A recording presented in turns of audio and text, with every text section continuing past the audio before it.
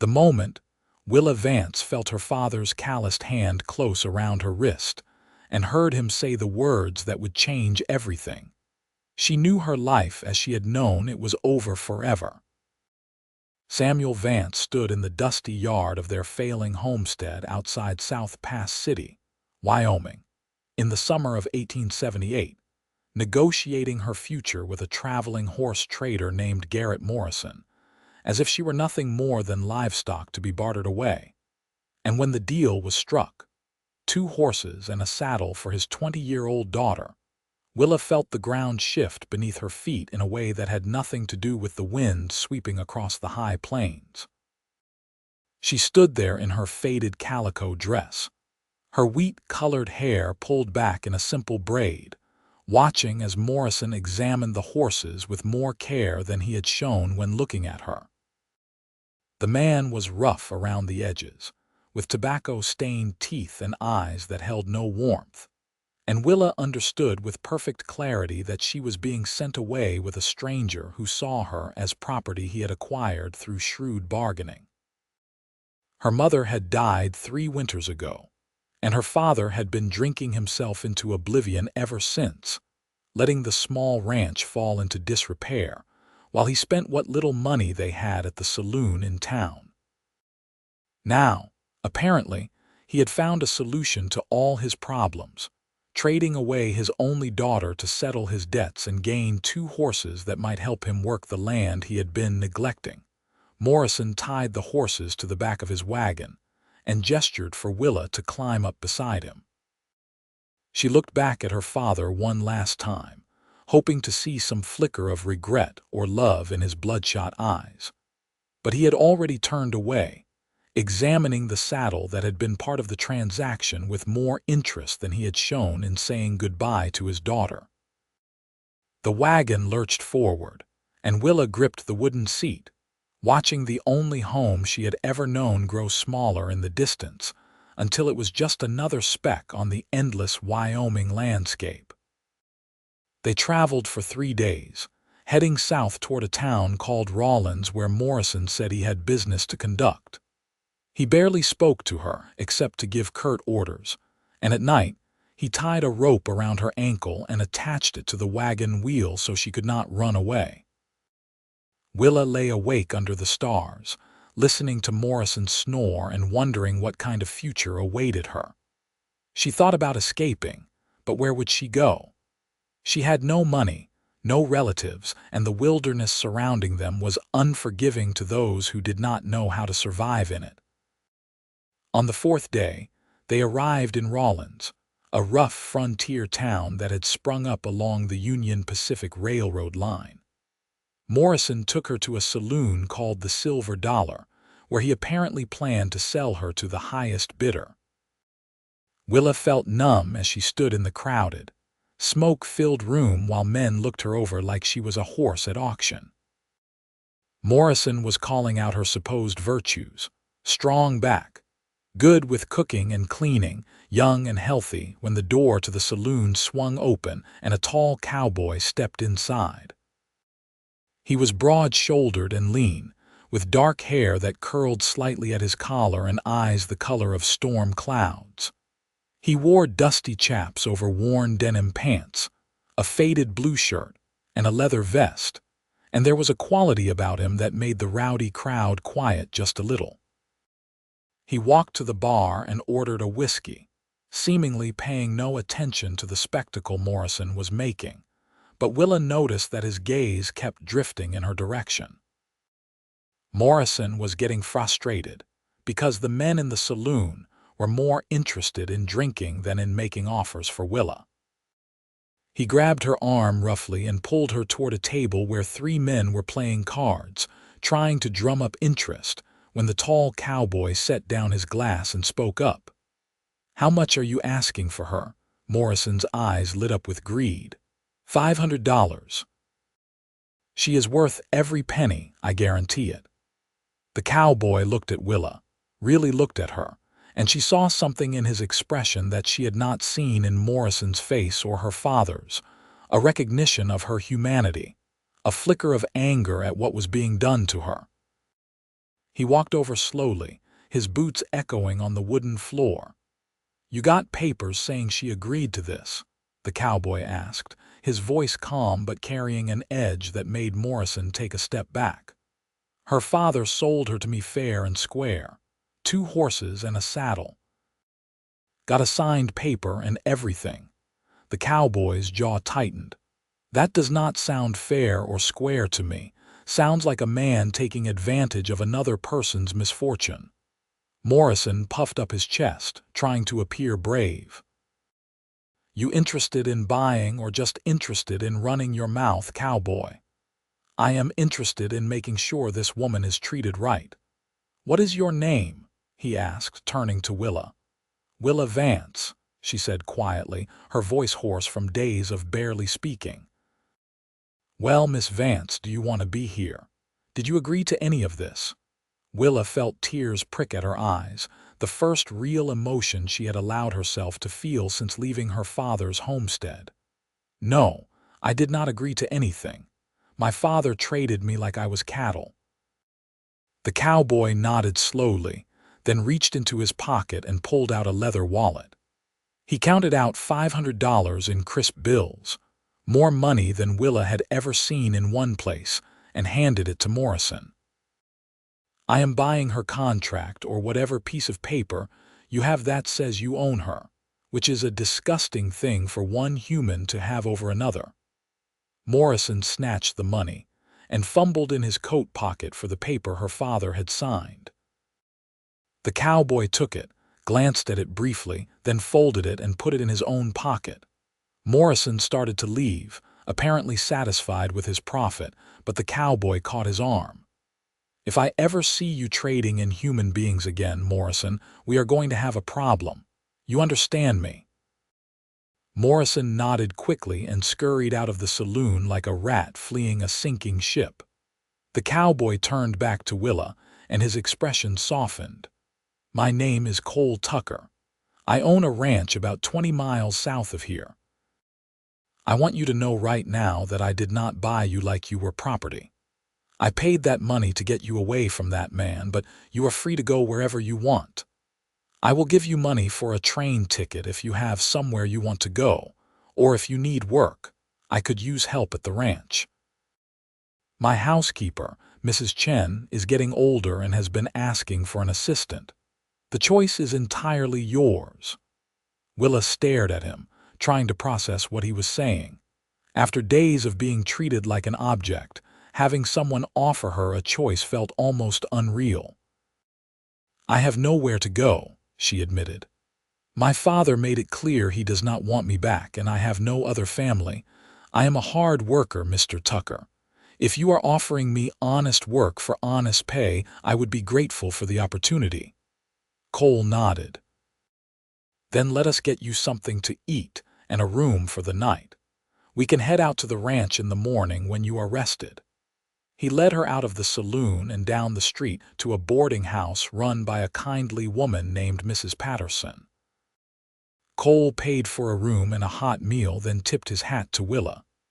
"Get some rest, Miss Vance. I will meet you here at dawn." That night, alone in a real bed for the first time in days, Willa allowed herself to cry. She cried for the loss of her mother, for her father's betrayal, for the terror of the past few days, and finally, for the unexpected kindness of a stranger who had treated her with more dignity than her own father had. She fell asleep wondering if Cole Tucker was truly as decent as he seemed, or if there would be another price to pay for his generosity. Morning came quickly, and Willa found Cole waiting outside the boarding house with a gentle mare saddled and ready. He helped her mount, then swung up onto his own horse, a powerful bay stallion that clearly knew his master well. They rode out of Rawlins as the sun was just beginning to paint the eastern sky with streaks of gold and pink. The land here was different from the area around South Pass City, more open and rolling, with sagebrush dotting the landscape and the distant mountains providing a dramatic backdrop. Cole rode easily, clearly comfortable in the saddle, and he pointed out landmarks as they traveled, telling her about the area in a way that made Willa feel less like a stranger in a foreign land. "I have had the ranch for 5 years now," Cole explained as they rode. "Started with just a few head of cattle and have built it up to about 200 now. It is not the biggest spread in Wyoming, but it is mine, and I am proud of what I have accomplished. I have 4 men who work for me, good men who earn their pay. Mrs. Chen has been with me for 3 years.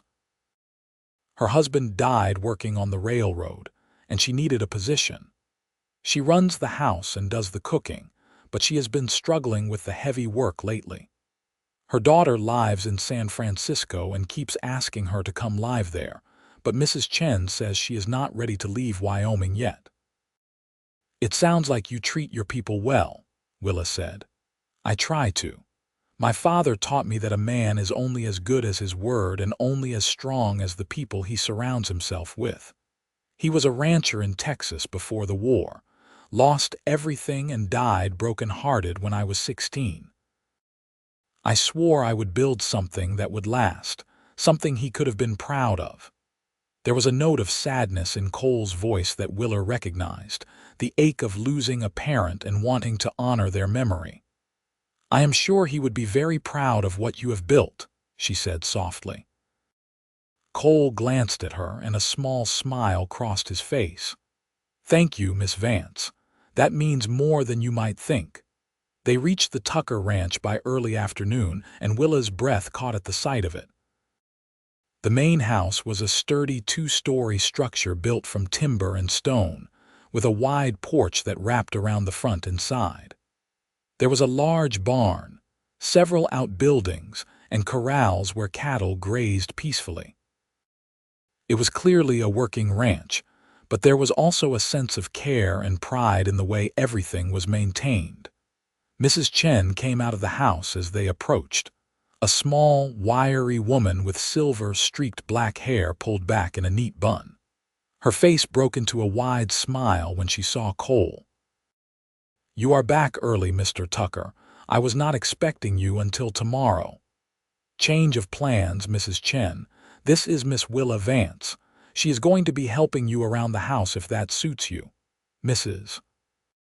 Chen looked Willa over with sharp, intelligent eyes, and Willa had the feeling she was being assessed far more thoroughly than Morrison had ever bothered to do. Whatever Mrs. Chen saw must have satisfied her, because she nodded approvingly. "You look like you have had a rough time of it, girl. Come inside and I will get you settled. Mr. Tucker, you have work to do, I am sure. We will take care of things here." Cole dismounted and helped Willa down from the mare. "Mrs. Chen is the real boss around here," he said with a wink.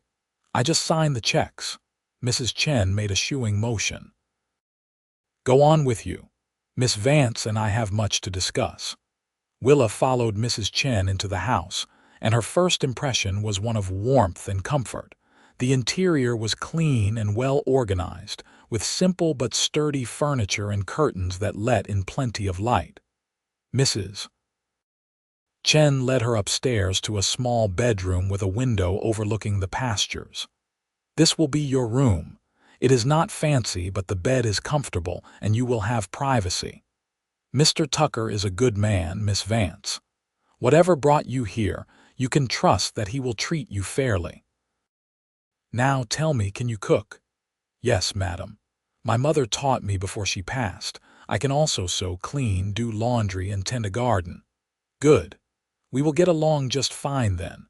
I will pay you $15 a month plus room and board.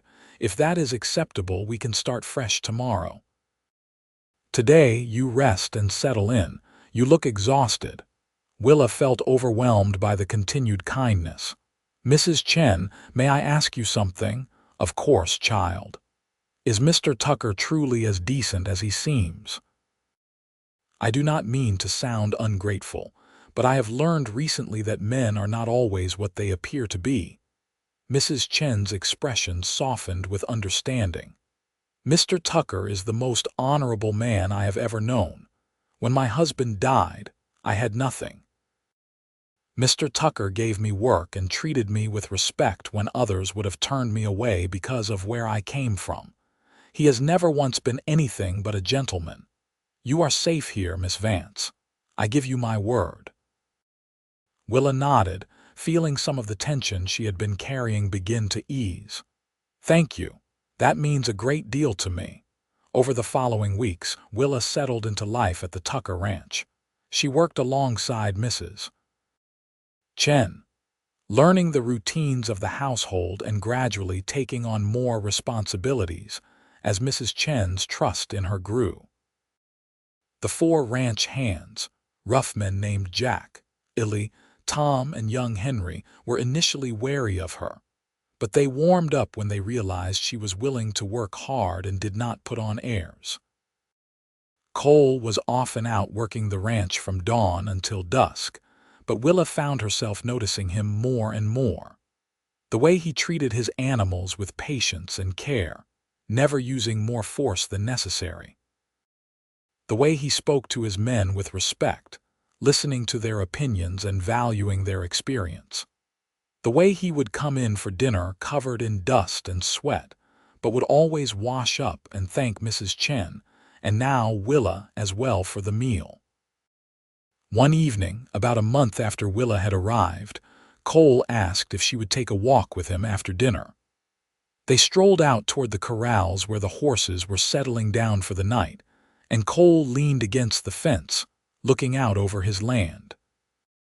"I want to make sure you are doing all right here, Miss Vance. Mrs. Chen tells me you are a hard worker, but I want to hear from you directly. Are you happy? Is there anything you need?" Willa stood beside him, surprised by the question.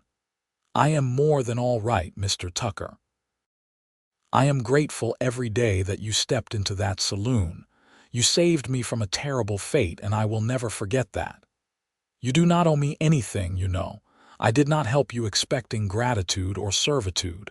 I did it because it was the right thing to do." "I know that," Willa said quietly. "And that is exactly why I am grateful. You treated me like a person when everyone else treated me like property. That kind of decency is rare, Mr. Tucker." Cole turned to look at her, and in the fading light, his eyes seemed even more intense. "I wonder if you would consider calling me Cole. Mr. Tucker makes me feel like I am 70 years old." Willa felt a small smile tug at her lips. "Only if you call me Willa. Miss Vance makes me feel like a schoolmarm." "Deal," Cole said, extending his hand. Willa shook it, and the warmth of his palm against hers sent an unexpected tingle up her arm. They stood there for a moment, hands clasped, and Willa realized with a start that she was attracted to this man, truly attracted in a way she had never experienced before. The thought both thrilled and terrified her.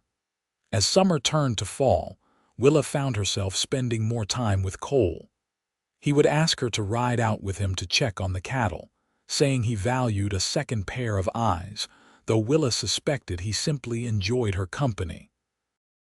They would talk for hours, sharing stories about their pasts, their hopes for the future, and their observations about the world around them. Cole was unlike any man Willa had ever known, thoughtful, well-read despite his limited formal education, and possessing a dry sense of humor that made her laugh even on difficult days. One afternoon in late September, they were riding back from checking on a section of fence that needed repair when they spotted a group of riders approaching. Cole's expression grew serious, and he moved his horse slightly in front of Willa's in a protective gesture that did not go unnoticed. The riders were led by a man who Cole clearly recognized. "Winston Carver," Cole said quietly to Willa, "owns the biggest ranch in the county and thinks that gives him the right to push everyone else around. Let me do the talking." Carver was a heavy-set man in his 50s with a thick mustache and expensive clothes that looked out of place on the dusty Wyoming range. He pulled up his horse and looked down at Cole with barely concealed contempt. "Tucker, still playing at being a rancher, I see." "My ranch is doing just fine, Carver. What brings you out this way? I have been buying up land, putting together a real operation, not some small-time outfit like yours. I am prepared to make you a generous offer for your spread. $20,000. That is more than it is worth, but I am feeling charitable. Cole's expression did not change. My ranch is not for sale. Everything is for sale at the right price, Tucker. Do not be a fool. Take the money and move on before you lose everything. I am not interested in your money or your threats, Carver. Now, if you will excuse us, we have work to do. Carver's eyes shifted to Willa, and there was something in his gaze that made her skin crawl. Pretty thing you have there, Tucker. Where did you pick her up? That is none of your concern, Cole said, his voice dropping to a dangerous level. And I would advise you to show the lady respect. Carver chuckled, a sound devoid of genuine amusement. Touchy, are we? Well, think about my offer, Tucker. I will give you until the end of the month to make a smart decision. He wheeled his horse around, and his men followed, kicking up dust as they rode away. Cole watched them go, his jaw clenched with barely suppressed anger. Who was that? Willa asked. Trouble, Cole said flatly. Winston Carver has been trying to buy up every ranch in the area for the past 2 years. He wants to create some kind of cattle empire, and anyone who stands in his way tends to have unfortunate accidents. Lost fences, poisoned water holes, mysterious fires. Nothing he can be proven to have done, but everyone knows. Will he really try to force you off your land? He will certainly try. But I am not going anywhere, Willa. This ranch is my life, and I will fight to keep it. The determination in Cole's voice was absolute, and Willa felt a surge of admiration for him.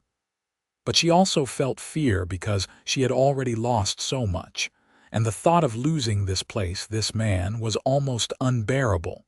That night, Willa could not sleep.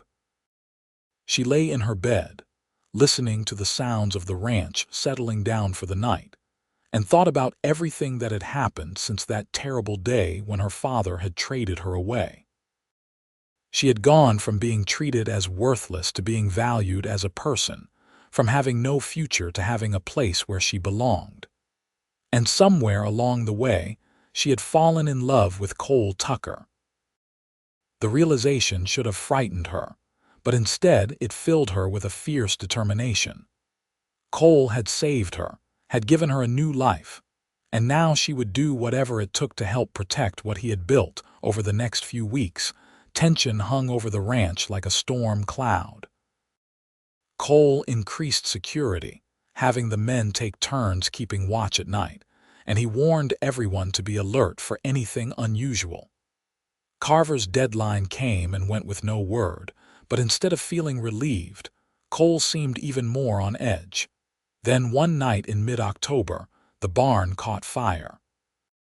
Willa woke to the sound of shouting and the acrid smell of smoke.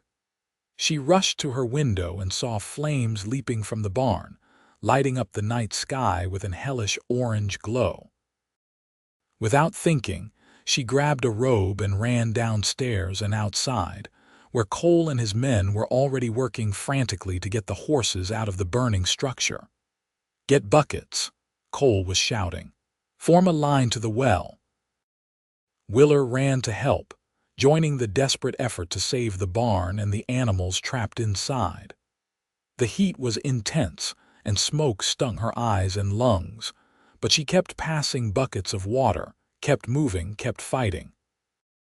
Cole ran into the barn one last time and emerged carrying a terrified calf, his face blackened with soot and his shirt singed. They fought the fire for hours, and by the time they finally got it under control, the barn was a total loss. The structure was mostly collapsed, and what remained was a smoldering ruin. Miraculously, all the animals had been saved, but the loss of the barn and all the equipment and hay stored inside was devastating. Cole stood looking at the wreckage, his shoulders slumped with exhaustion and defeat. Willa walked over to him and gently touched his arm. "We will rebuild," she said firmly. "This is not the end." Cole looked at her, and she saw something in his eyes that took her breath away, a raw vulnerability, a deep gratitude, and something else that looked very much like love. "How did I get so lucky as to have you walk into my life?" he said softly. "I think I am the lucky one," Willa replied. "You gave me back my life, Cole. Let me help you save yours." He reached out and cupped her face in his soot-stained hand, his thumb gently stroking her cheek. "Willa, I have been trying to find the right time to say this, but I do not think there is ever a perfect moment. I have fallen in love with you, completely and utterly. I know the circumstances of how we met were terrible, and I do not want you to feel obligated in any way, but I needed you to know how I feel." Willa felt tears stream down her face, mixing with the soot and smoke residue. "I love you too, Cole. I think I have loved you since that first day when you looked at me and saw a person, not property. You are the best man I have ever known." Cole pulled her into his arms, and they stood there among the ruins of the barn, holding each other as the sun began to rise over the Wyoming hills. It was not a romantic setting by any conventional standard, but to Willa, it was perfect because it represented everything they had been through and everything they would face together. In the days that followed, evidence was found that the fire had been deliberately set. Someone had piled kindling against the barn wall and soaked it with kerosene. Everyone knew who was responsible, but proving it was another matter. Cole rode into town and spoke with the sheriff, but without witnesses or direct evidence linking Carver to the arson, there was little the law could do. Cole was determined not to let Carver win. He used some of his savings to begin rebuilding the barn, and his men worked tirelessly to help. Word spread about what had happened, and several neighboring ranchers, all of whom had their own grievances with Carver, showed up to help with the construction. It became clear that Cole was respected in the community, and people were tired of Carver's bullying tactics. Willa worked alongside the men, cooking massive meals to feed the volunteers and helping however she could with the construction. Mrs. Chen, despite her age, was a whirlwind of activity, organizing supplies and keeping everyone's spirits up with her sharp wit and endless supply of encouragement. One evening, as they were sitting on the porch after a long day of work, Cole took Willa's hand. "I want to marry you, Willa, not because I feel obligated or because I need help on the ranch, but because I love you and I cannot imagine my life without you in it. Will you be my wife?" Willa's heart soared. "Yes, Cole, 1,000 times yes." They were married in November in a simple ceremony at the small church in town. Mrs. Chen stood as Willa's matron of honor, and Jack, the oldest of the ranch hands, served as Cole's best man. Willa wore a simple blue dress that Mrs. Chen had helped her make, and Cole wore his best suit, looking more handsome than Willa had ever seen him. As they exchanged vows, Willa thought about the journey that had brought her to this moment. She had been traded away by her father for 2 horses and a saddle, treated as worthless and disposable. And now she stood before God and witnesses as a woman who was cherished and loved beyond measure. When Cole slipped the simple gold band on her finger, he leaned close and whispered, "You are worth every ranch in Texas, Willa Tucker. Never forget that."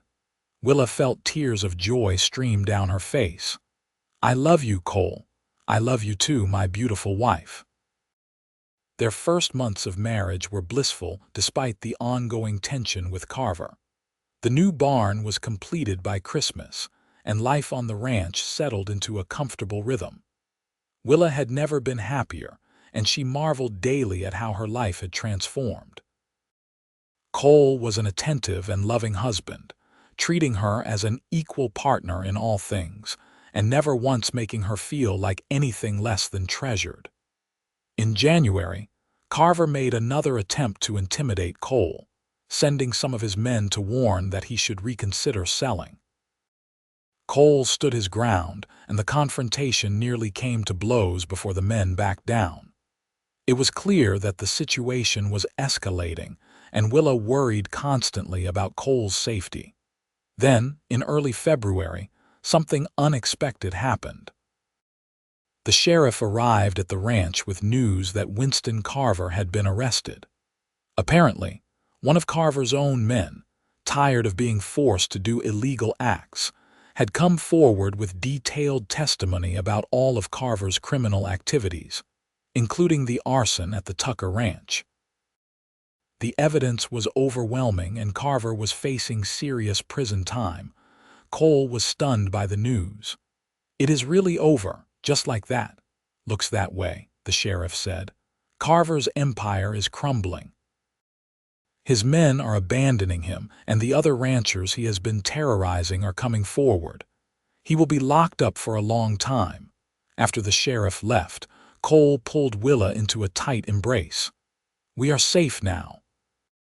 We can finally just focus on building our life together without looking over our shoulders." Spring came to Wyoming in a riot of wildflowers and new grass, and the ranch thrived under Cole's careful management. In April, Willa discovered she was pregnant, and Cole's joy was boundless. He insisted she cut back on her work, worried about her overdoing things, but Willa remained active, helping Mrs. Chen and tending the garden she had planted. Mrs. Chen announced that she had decided to move to San Francisco to live with her daughter. "It is time," she said with a smile. "I have loved my years here, but I want to spend time with my grandchildren before I am too old to enjoy them. Besides, you two do not need an old woman underfoot now that you are starting your own family." Willa was sad to see her go but understood. Mrs. Chen had become like a mother to her, filling a void that had existed since her own mother's death. They threw a farewell party for her, and the whole community turned out to honor the woman who had touched so many lives. In December of 1879, on a cold but clear winter day, Willa gave birth to a healthy baby boy. They named him James Tucker, after Cole's father, and the baby had his father's dark hair and his mother's blue eyes. Cole held his son with such tenderness that Willa fell in love with him all over again. "He is perfect," Cole whispered, gently rocking the baby. "Just like his mother." "We made something beautiful together," Willa said softly. As the years passed, the Tucker Ranch continued to prosper. They had 2 more children, a daughter named Caroline in 1881, and another son named William in 1883. The house was filled with laughter and love, and Willa often reflected on how far she had come from that terrified girl who had been traded away like livestock. Cole expanded the ranch, always carefully and sustainably, and became one of the most respected ranchers in Wyoming. He treated his workers fairly, was active in the community, and raised his children to understand the value of hard work and compassion. Willa became known for her kindness, often taking in families who had fallen on hard times and helping them get back on their feet. One summer evening in 1889, Willa and Cole sat on their porch watching their children play in the yard.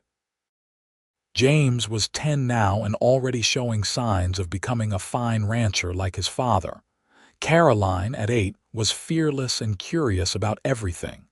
Little William, just 6, was the gentlest of the 3, with a natural affinity for animals. "You ever think about that day in the saloon?" Cole asked, taking Willa's hand. "Sometimes," Willa admitted. "It feels like a lifetime ago, like it happened to someone else. I walked into that saloon planning to have a quick drink before heading home. I had no idea my entire life was about to change. Do you regret it?" The $500, all the trouble with Carver, everything that happened. Cole turned to look at her, and the love in his eyes was as strong as the day they had married. "Not for a single second. You are the best thing that ever happened to me, Willa." You and our children are everything to me. That $500 was the best investment I ever made, not because I bought anything, but because it gave me the chance to know you, to love you, to build this life with you." Willa leaned her head on his shoulder, watching the sun set over the land they had worked so hard to protect and nurture. "My father traded me for 2 horses and a saddle, thinking I was worthless. You told me I was worth every ranch in Texas. You showed me my value when I had forgotten it myself." "You always had value, Willa. Some people were just too blind to see it." They sat in comfortable silence as the stars began to appear in the darkening sky. James called out that he had caught a frog and wanted to show them, and Caroline was arguing that she had caught a bigger one last week. William was more interested in the fireflies beginning to emerge, watching them with wide-eyed wonder. Willa thought about the long journey that had brought her to this moment. The pain of her mother's death and her father's betrayal. The terror of being traded away, and the uncertainty of those first days with Morrison. The miraculous intervention of a stranger in a saloon who had seen her as a human being deserving of dignity and respect. The slow building of trust and friendship that had blossomed into love. The challenges they had faced together and overcome. The family they had created. Life had not always been easy, but it had been good.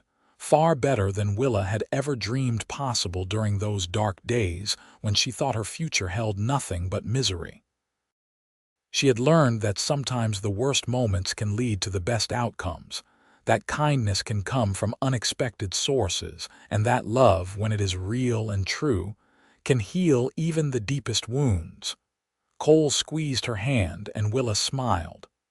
"What are you thinking about?" he asked. "I am thinking about how lucky I am, how blessed we are. The feeling is entirely mutual, Mrs. Tucker." Their children ran up onto the porch, all talking at once about frogs and fireflies and who could run the fastest. Cole scooped up William while Willa pulled Caroline onto her lap, and James leaned against his father's chair, still breathless from playing. They were a family, bound together by love, and forged through adversity into something strong and lasting. As fall arrived in 1890, bringing with it the promise of another harvest and another winter to prepare for, Willa stood in her kitchen making preserves from the apples in their orchard. Through the window, she could see Cole teaching James how to rope a calf, both of them laughing when James missed and the rope landed on the ground instead.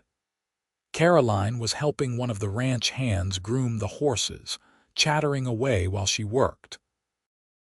William was in the garden, carefully picking tomatoes and placing them in a basket. This was her life now, full and rich and meaningful. She was a wife, a mother, a partner in a successful ranch, and a valued member of her community.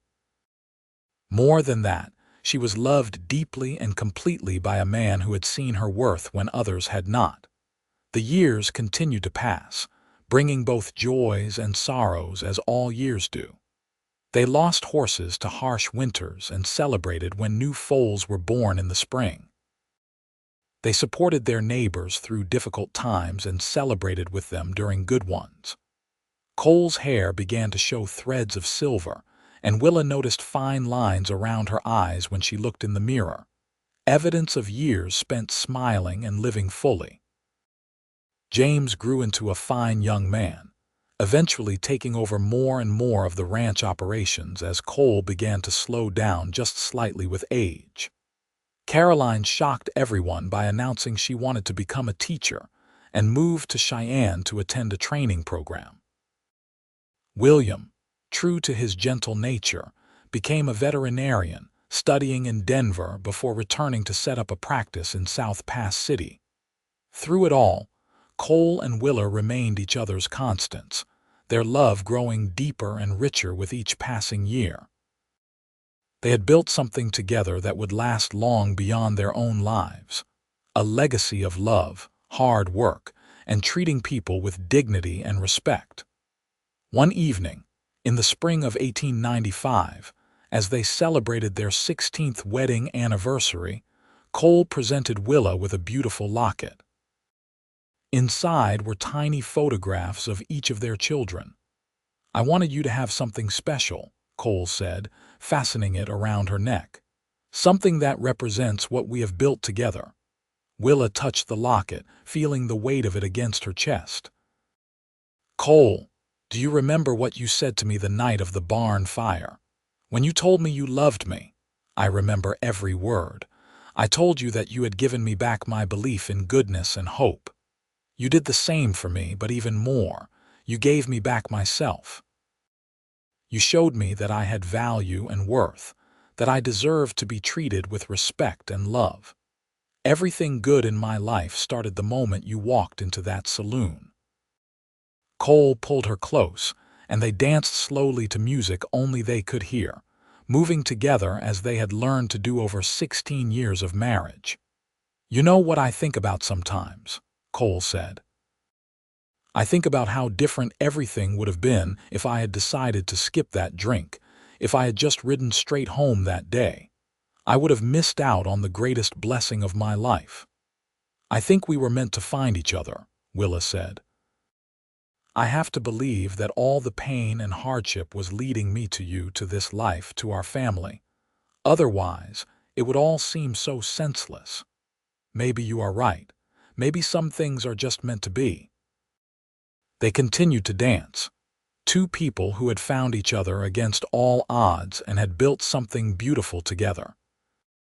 Outside, the Wyoming wind sang through the cottonwood trees, and the stars began to appear in the darkening sky, the same stars that had witnessed their first meeting, their first kiss, their wedding, and every moment in between. As summer approached, the ranch was busier than ever.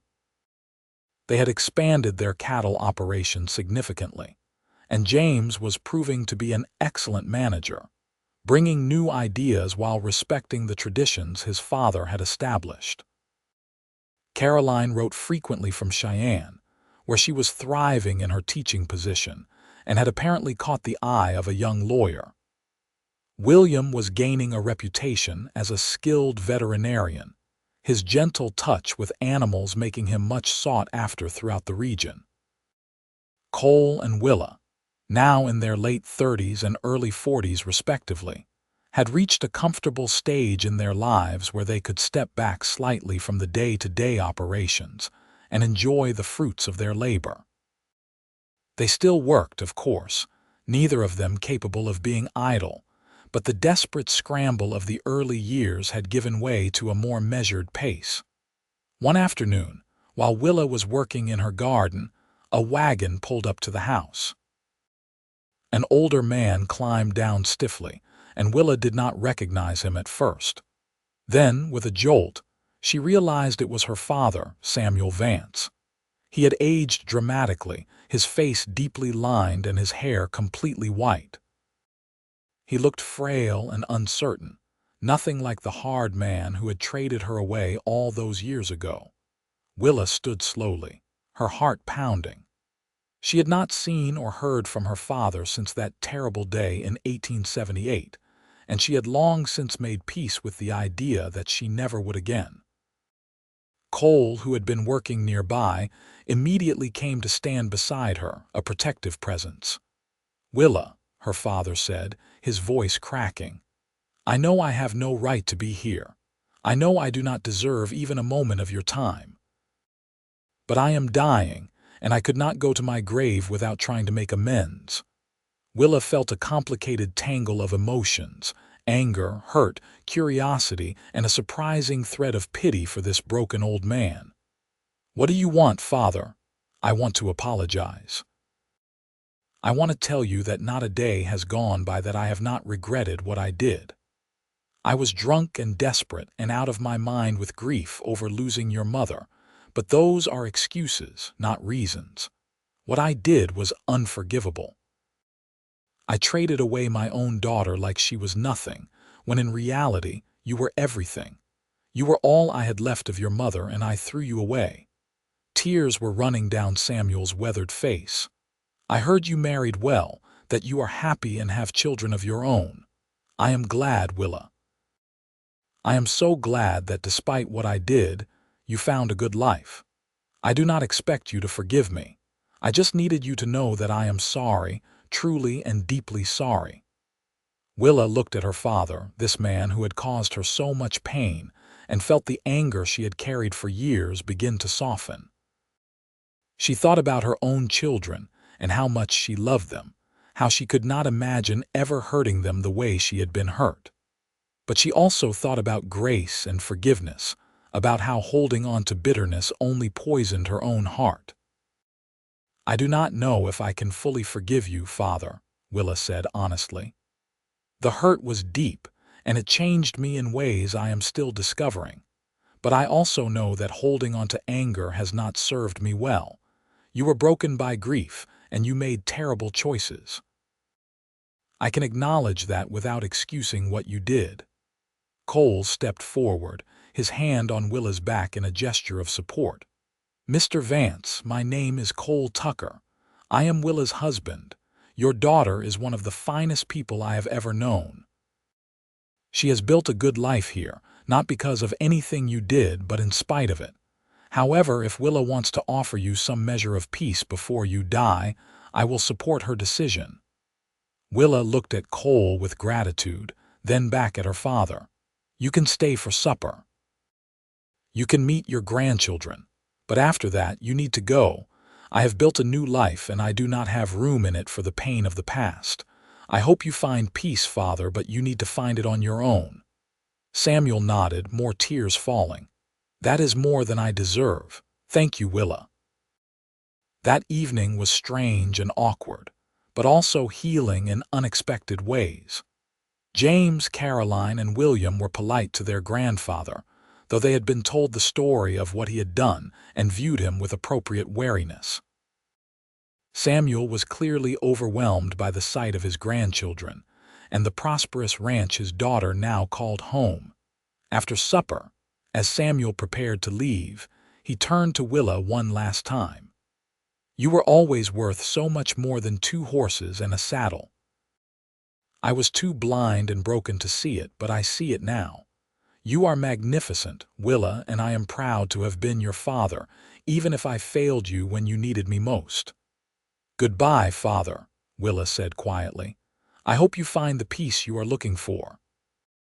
Samuel climbed into his wagon and drove away, and Willa watched until he disappeared from sight.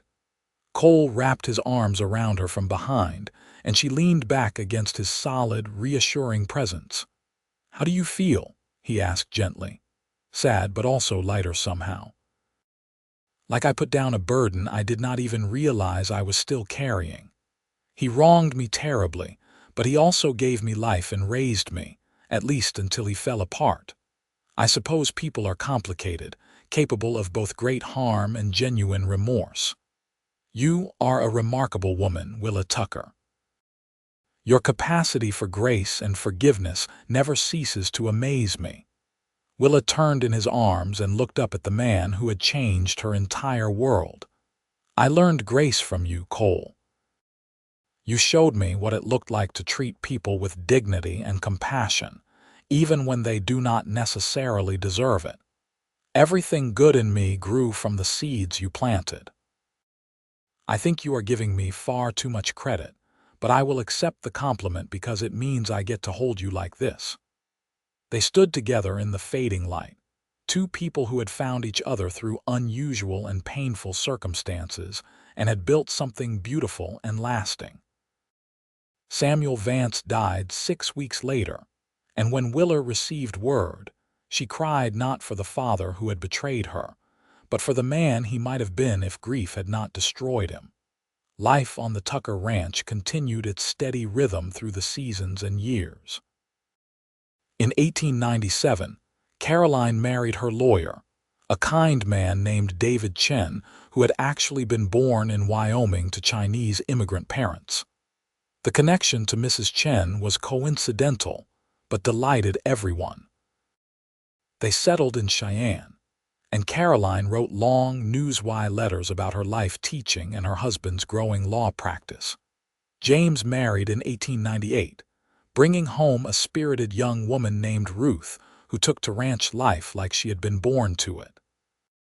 They built a house on the property, close enough to be part of the family operation but far enough to have their own space. In 1899, they made Cole and Willa grandparents for the first time with the birth of a baby girl they named Willa Grace, a gesture that moved Willa to tears. William married in 1900, a quiet wedding to a teacher named Sarah who shared his gentle nature and love of animals. They built a home in South Pass City, close to William's veterinary practice, and Sarah taught at the local school. Cole and Willa, now grandparents and approaching their 50s, entered a new phase of life. They were still active on the ranch but increasingly content to let James take the lead while they enjoyed their grandchildren and each other. They would often sit on their porch in the evenings, watching the sun set over the land they had worked so hard to build and protect. "You have any regrets?" Willa asked one evening as they sat together, her head resting on his shoulder. Cole thought for a moment before answering. "Not a single one. Oh, I have made mistakes, certainly. There are things I might do differently if I could go back. But regrets? No. Every choice I made led me here to you, to our family, to this life. How could I regret any of that? I regret that we did not have more time," Willa said softly. "That we met when I was 20 instead of when I was 16, or that we will not have another 50 years together. We have had nearly 22 years of marriage, Willa. 22 years of waking up beside you, of building dreams together, of watching our children grow. Some people never get even a fraction of what we have had. I choose to be grateful for what we have rather than sad about what we do not." Willa lifted her head and kissed him softly. "When did you become so wise?" "I think it happened gradually. Somewhere between the 3rd diaper change and the 10th time I had to explain to James why he could not keep the wolf cub he found. You were there. You should remember." Willa laughed, the sound as bright and genuine as it had been when she was 20. "I love you, Cole Tucker. I have loved you since the moment you looked at me like I mattered, and I will love you until I draw my last breath. And I love you, Willa Tucker, worth every ranch in Texas and more than all the stars in the sky." As the new century dawned, bringing with it changes and challenges they could not have imagined in their youth, Cole and Willa faced it together as they had faced everything, with love, determination, and an unshakable partnership. Their ranch continued to thrive, passed down through generations, a testament to what two people can build when they treat each other with respect, dignity, and genuine love. The story could have ended so differently. Willa could have disappeared into a life of misery, just another forgotten woman who had been treated as property in a time when women had few protections. Cole could have ridden past that saloon, never knowing what he had missed. But fate, or chance, or divine providence, had brought them together at exactly the right moment, and they had made the most of the opportunity. Years later, when their great-grandchildren would ask about how they met, Willa would tell them the story honestly. She would not sugarcoat the painful beginning, or pretend it had been a fairy tale from the start. But she would also tell them about the cowboy who had walked into a saloon and changed her life, who had seen her worth when everyone else saw nothing, who had told her she was worth every ranch in Texas, and had spent every day of their life together proving it. On a warm spring evening in 1912, Cole and Willa celebrated their 33rd wedding anniversary surrounded by children, grandchildren, and even a few great-grandchildren. The house was full of laughter and love, and as Willa looked around at all the people who existed because a cowboy had chosen compassion over indifference, she felt overwhelming gratitude. Later that night, as they lay in bed together, Cole pulled her close. 33 years and I am still not tired of you. In fact, I think I love you more today than I did yesterday, and I will love you even more tomorrow." "You old romantic," Willa teased gently. "What happened to the stoic cowboy I married?" He realized life is too short not to tell the people you love how you feel. "I want you to know, Willa, that you have made my life extraordinary.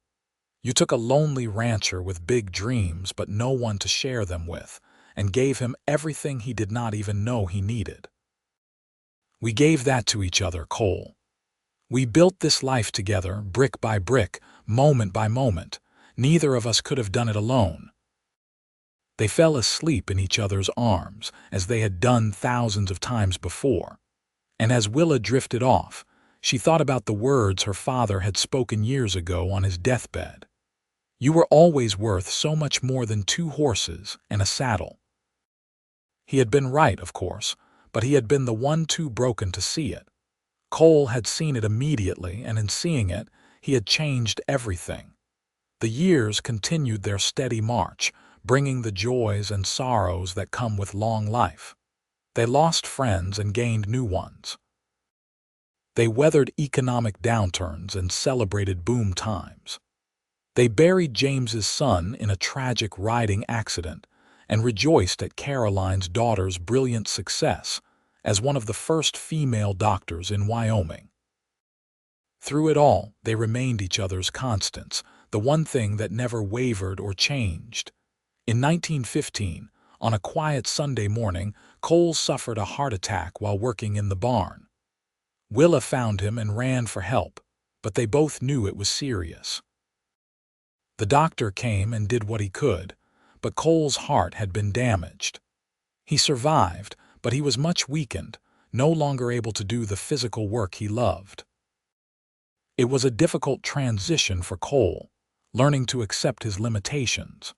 But Willa was by his side every step of the way, just as he had been by hers through pregnancies, illnesses, and the various challenges of life.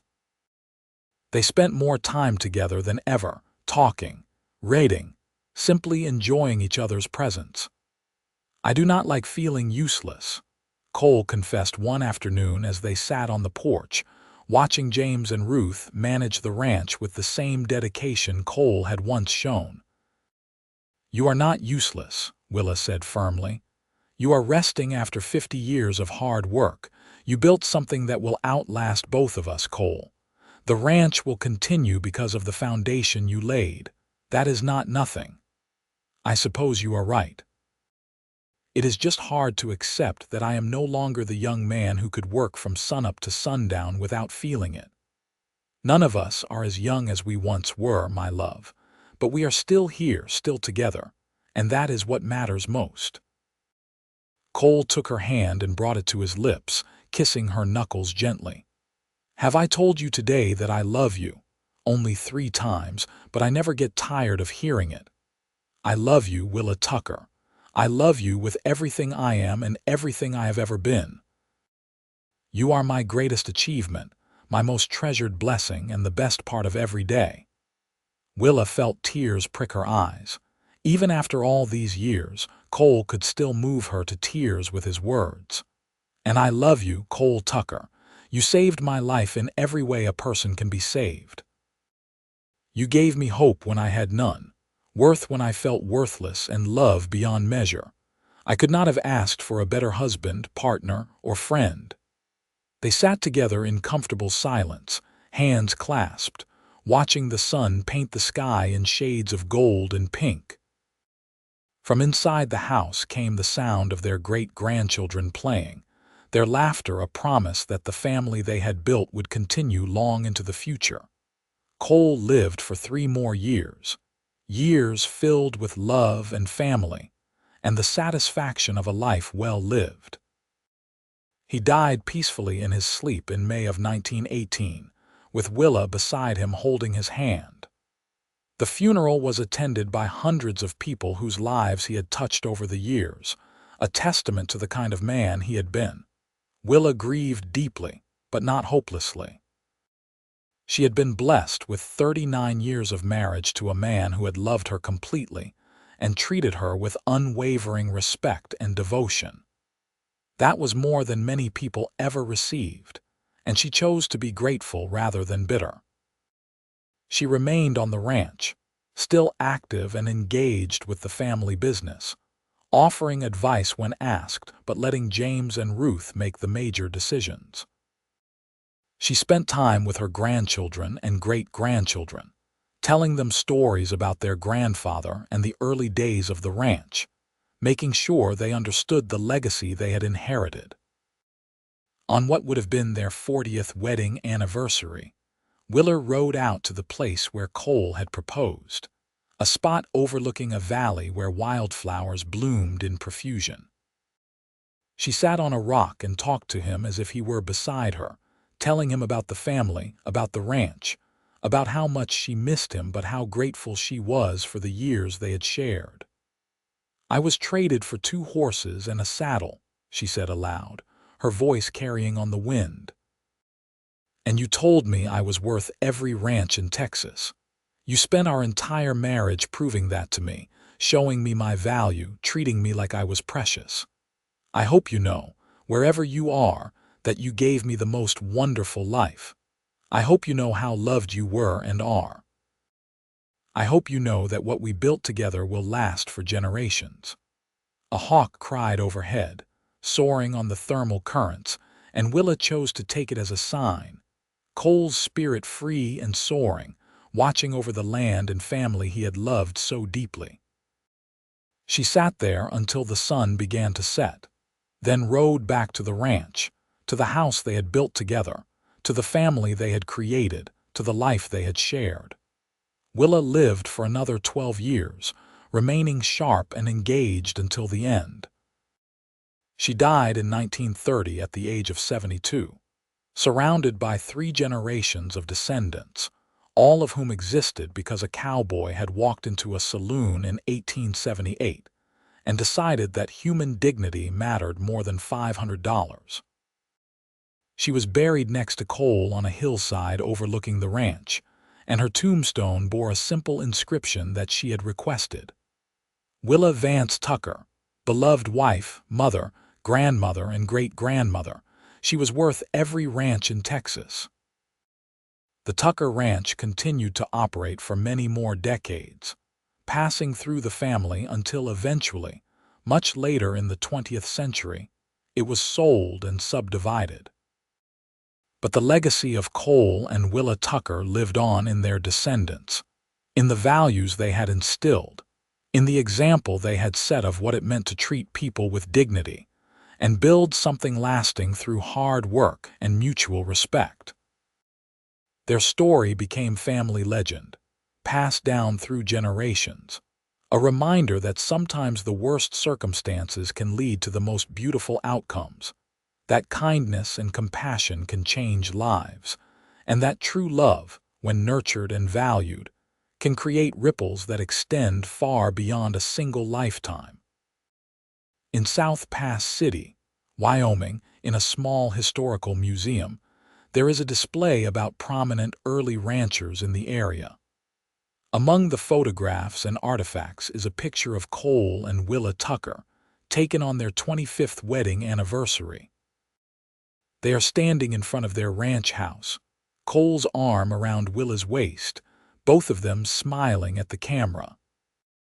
To anyone who looks at the photograph, it is clear that these were 2 people who loved each other deeply, who had built something meaningful together, who had faced life's challenges side by side.